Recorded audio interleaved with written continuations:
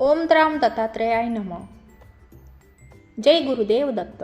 दरवर्षी मार्गशीर्ष पौर्णिमेला साजरी होणारी दत्त जयंती ही एक उत्सव नाही, तर ती आहे भक्ती, एकाग्रता, गुरुतत्व आणि दिव्य शक्तीची अनुभूती.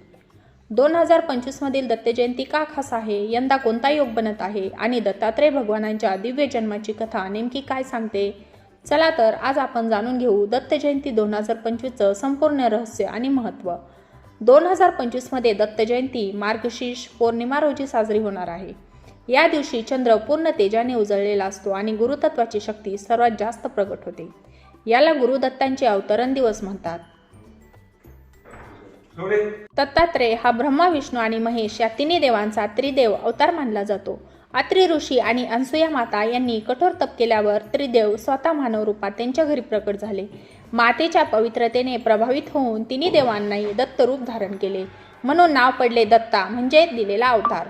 दत्तात्रेय हे 3 मस्तक, 6 हात आणि आसपास 4 कुत्रे व गाय असा दिव्य स्वरूपात वर्णिले जातात.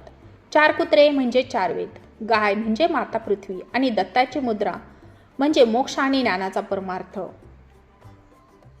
दत्तात्रेयांनी त्यांच्या जीवनात 24 गुरु मानले. निसर्गातील घटक, प्राणी, पक्षी, नदी, पर्वत, वारा, अग्नी, चंद्र, सूर्य. त्यांनी सांगितले की जगातील प्रत्येक गोष्ट आपल्याला काही शिकवते. ही दत्तांची सर्वात मोठी शिकवण आहे. या दिवशी दत्तात्रेयांची कृपा विशेष प्रगट होते. भक्त मनोभावे नामस्मरण, जप, आरती आणि परिक्रमा करतात. अनेकांना या दिवशी मानसिक शांती, समाधान आणि संकट निवारणाचा अनुभव येतो. दत्त जयंती 2025 अत्यंत शुभयोगात येत आहे. या दिवशी पौर्णिमा तसेच गुरु सौम्य योग असे असल्याने या दिवशी ध्यान, जप आणि दान यांना अत्यंत पुण्य मिळते. या दिवशी उपासना कशी करावी, तर सकाळी स्नान करून दत्त मंदिराला भेट द्या. ओम द्राम दत्तात्रेयाय नमः जप किमान 108 वेळा करा.